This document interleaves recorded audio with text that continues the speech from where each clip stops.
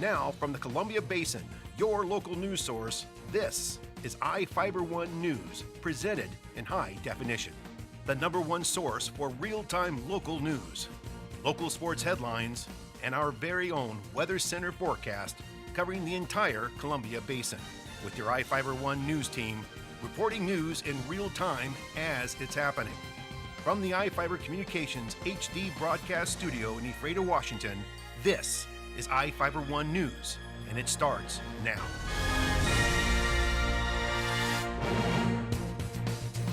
Welcome to iFIBER 1 News. I'm Cody Johnson reporting news from around the Columbia Basin for Wednesday, July 17th. Tonight we report on a series of fires in Ephrata that officials are calling arson, and how Quincy is discussing increasing the salary of the police chief. We also look at how the sheriff's office is investigating car prowls in Lakeview Park, and how the state is preventing a person's citizenship status from being questioned in civil lawsuits. In sports, we have highlights from last night's All-Star game, and the NCAA has announced that it will no longer participate in video games. Our spotlight story tonight is about the dedication of the new pier at Blue Heron Park on Moses Lake. And we've got the latest weather forecast for the Columbia Basin from the iFIBER 1 Weather Center. Our top story tonight, Ephrata police and fire officials believe a recent outbreak of 14 early morning fires may be the work of an arsonist.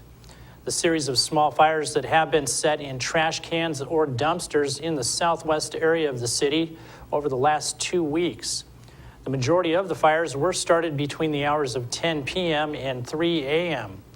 Ephrata Fire Chief Jeremy Burns said, "This arsonist, whether one person or several, represents a clear and present danger to the citizens and property of our community." Some of the initial fires may have been due to fireworks, officials said, although several fires are believed to have been set intentionally. This week, 2 separate early morning fires in Ephrata were stopped from spreading to nearby residences. Yesterday, a shed caught fire behind a residence on D Street Southwest and was spreading to the structure and 2 adjacent fences. The fire destroyed the shed, damaging a recreational vehicle, and broke a window of a home before it was extinguished. On Monday, a fire was set in a brush lot on Empire Road. Ephrata police evaluated residences threatened by the fire, while Ephrata firefighters worked to save a manufactured home and several vehicles. Wind caused the flames to shift toward the residence and catch a fence on fire, but Graff said crews protected the residents and vehicles from any damage. Anyone noticing suspicious activity is asked to call MAC Dispatch at 509-762-1160 or call 911 if a fire is underway. Quincy's future police chief may get a pay increase. The city is looking for someone to take the job permanently after Chief Richard Ackerman was fired. The city contracted with the Washington Association of Sheriff and Police Chiefs to assist them in the search. Mayor Jim Henberry said a consultant suggested a higher salary range would be more likely to attract someone from inside the state. The former chief's salary was $77,000 a year.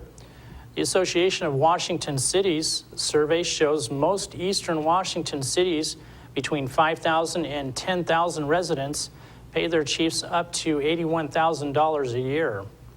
The council debated on if the increase is needed or how to offer one. For more on the story and the council debate, visit us online at ifiber1.com/news. Grant County Sheriff's deputies are looking into a series of vehicle prowls reported yesterday in the Lakeview Park neighborhood near Soap Lake. About 8 vehicles were reportedly rummaged through sometime between Monday night and early Tuesday morning.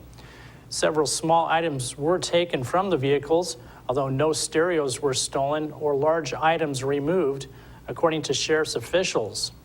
One victim named a person of interest, and deputies are reportedly following up on the investigation. Each of the people you see here have warrants for their arrest and are wanted by various law enforcement agencies. If you see any of these people, the DOC asks that you not attempt to detain or apprehend them, but to call police. You can also call the Department of Corrections at 509-764-6180 during the day, or 509-762-1160 after 5 p.m. Stay tuned. We'll be right back after these messages with the latest from the iFIBER 1 Weather Center, and we've got sports and more news on the way.